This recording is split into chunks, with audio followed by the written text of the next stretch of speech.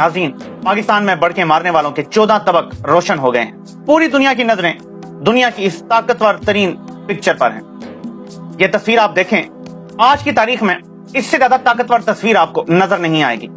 जब सऊदी अरब का बादशाह मोहम्मद बिन सलमान, अमेरिका का सदर जो बाइडन और भारत का वजीर आजम नरेंद्र मोदी एक दूसरे के हाथ पे हाथ रखे एक नए मुआहदे का ऐलान करते हैं। ये मुआहदा किस तरह से सब कुछ तब्दील कर देगा, भारत को अरब ममालिक से गुजार के यूरोप तक राहदारी फराहम करेगा, ये मवासलात, एनर्जी, हर चीज का कॉरिडोर बनेगा। ये चीन के BRI को काउंटर करने के लिए तैयार किया गया है। इसमें भारत सफ़े अव्वल पे है, जिसको हर तरह से कनेक्टिविटी मिलेगी, और दूसरी तरफ पाकिस्तान पूरी दुनिया में इग्नोर कर दिया गया है।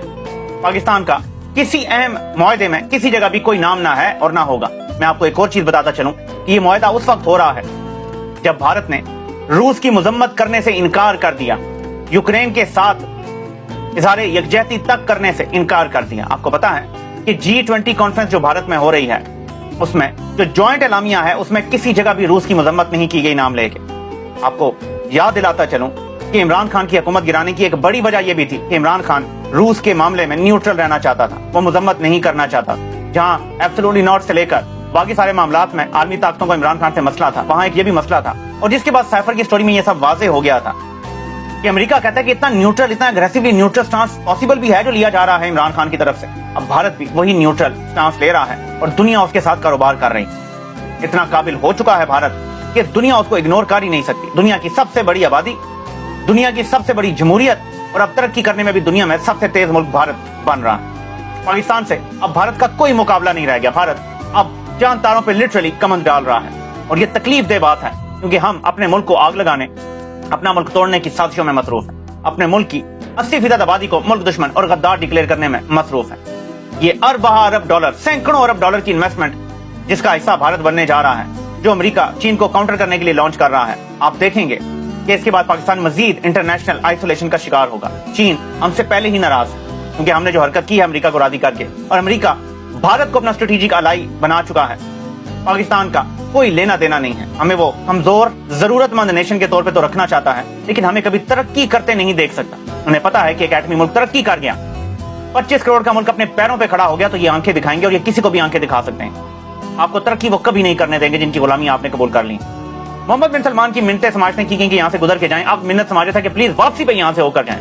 दूसरी तरफ मोहम्मद बिन सलमान नरेंद्र मोदी से अरब डॉलर के मुआहदे कर रहे हैं, मेमोरेंडम ऑफ अंडरस्टैंडिंग साइन कर रहे हैं, जिन्हें MOU कहते हैं।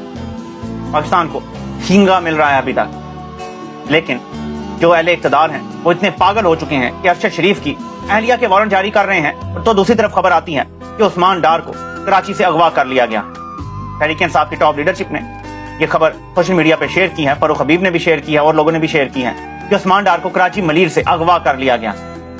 उस्मान डार की वालदा को पहले रेप की धमकियां दी गई, उनके घर से रात को उन्हें निकाल के बाहर खड़ा कर दिया गया, इनकी फैक्ट्रियां सील कर दी गई, और अब उस्मान डार को भी अगवा कर लिया गया। हो सकता है मारें, तशद्दुद करें, डराएं, क्या धमकी दें, हो सकता है उस्मान डार भी PTI छोड़ने पे मजबूर हो जाए। जैसे ओन अब्बास पप्पी से अगवा के बाद बयान दिलवाया गया, 7 दिनों में वो टूट गया और उन्होंने बयान दे दिया कि मैं तहरीक इंसाफ छोड़ता हूं, हालांकि उन्हें सेनेटर बनाया गया था। वो सेनेटर हैं, फिर भी तहरीक इंसाफ छोड़ने की बात कर रहे हैं। ये तरजीहात की बात है। और आपको पता है कि इतने बड़े मुआहदे होने के बाद कोई भी ये नहीं कहेगा कि आर्मी चीफ की कोशिशों की वजह से ये मुआहदा हुआ है। भारत की तरक्की का ये राज है। वहां सारा क्रेडिट नरेंद्र मोदी को जाएगा, मुल्क के वजीर आजम को जाएगा। इस कामयाब पॉलिसी का सारा क्रेडिट सिविलियन क़यादत को जाएगा, और कोई जुर्रत नहीं कर सकता कि कोई ऐसी बात करे वहां पे कि फलां चीज आर्मी चीफ या फलां चीज रॉ ने करवाई है, फलां किसी और ने करवाई है। वो करें तो उठा के उन्हें बाहर फेंक देंगे, और ये है कामयाबी का राज। और जब तक पाकिस्तान में ये असूल फॉलो नहीं होगा, पाकिस्तान तरक्की नहीं कर सकता। तहरीक इंसाफ पे जितना बदतरीन जुल्म हो रहा है, जितना जबर हो रहा है, जिस तरह से क्रैक डाउन करके पार्टी को तोड़ा जा रहा है, जिस तरह से उनके लीडर्स भी छुपे बैठे हैं, कोई कैंपेन तक नहीं हो रही, उसके बावजूद आखिरी इतलात आने तक, और अगर रिजल्ट फिर तब्दील ना कर दिया गया, गिलगित बल्तिस्तान में जो खालिद खुर्शीद जो साबिक CM थे गिलगित बल्तिस्तान के, उनकी सीट दोबारा तहरीक इंसाफ जीत गई। इस कदर जबर के बावजूद और तमाम हुकूमती मशीनरी नामालूम के कंट्रोल में होने के बावजूद तहरीक इंसाफ ने धूल चटा दिया सबको। किसी किस्म की धांधली कामयाब नहीं हो पा रही। इस वजह से इलेक्शन से भागे हुए हैं, इस वजह से डरे हुए हैं, और इस वजह से ये डील चाहते हैं इमरान खान पे दबाव डाल के। 2 ऑप्शन है, इमरान खान को जान से मार दिया जाए या इमरान खान अपनी खुशी से पार्टी किसी और के हवाले करके खुद सियासत से आउट हो जाए। इसके अलावा कोई ऑप्शन ये रख ही नहीं रहे, क्योंकि इन्हें पता है जराइम इतने ज्यादा हैं, मेरे पाकिस्तानियों के रस्से कम पड़ जाएंगे, गले ज्यादा हैं, और इन्हें पता है कि इमरान खान इस बार कंप्रोमाइज नहीं करेगा। اگر اقتدار میں آ گیا تو سب کو لٹکائے گا. اور اب تو انہوں نے پنڈورا باکس کھول دیا ہے کہ ایک کیس میں ریلیز ہوتا ہے پھر پکڑ لو, پھر ریلیز ہوتا ہے پھر پکڑ لو, پھر ریلیز ہوتا ہے پھر پکڑ لو. اب تو ایک ایسا پریسیڈنٹ سیٹ ہے کہ جس کا چاہے گھر توڑ دو, جس کو چاہے گھر سے اٹھا لو, جس کو چاہے غائب کر دو اور بتاؤ ہی نہ کدھر ہے. اب تو ایسا پریسیڈنٹ سیٹ ہو گیا ہے کہ اب انہیں پتا ہے کہ ان کے ساتھ کیا ہونا ہے. اس لیے یہ کسی صورت عمران خان کی واپسی افورڈ ہی نہیں کر سکتے. اسی لیے یہ بند کمروں میں بیٹھ کے کہتے ہیں اوور آور ڈیڈ باڈیز, ہماری لاشوں سے گزر کے عمران خان وزیر اعظم بنے گا, اس کے بغیر نہیں بن سکتا.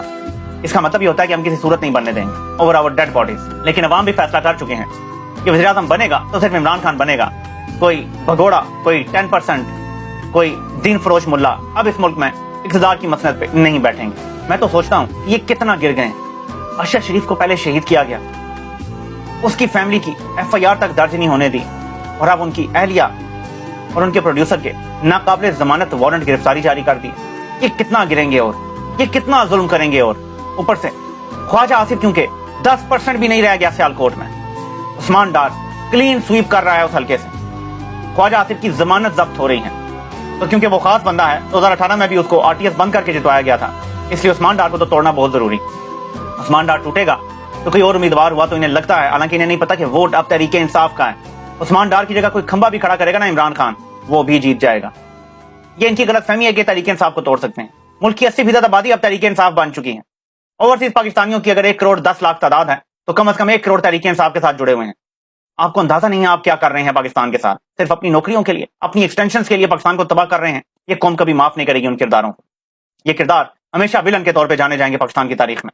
اور عمران خان ہو, ارشد شریف ہو, عمران ریاض ہو, اور اس طرح کے باقی تمام کردار ہمیشہ اس قوم کے ہیرو ہوں گے. اور یہی آپ کی شکست ہے. اقتدار تو فرعون کو بھی ملا تھا, لیکن عزت انہی کو ملتی ہے جو امام حسین کا راستہ چنتے ہیں. آپ سے انشاءاللہ پھر ملاقات ہوتی ہے. اللہ پاک آپ سب کا حامی و ناصر ہو. آپ سب کے سننے کا بہت بہت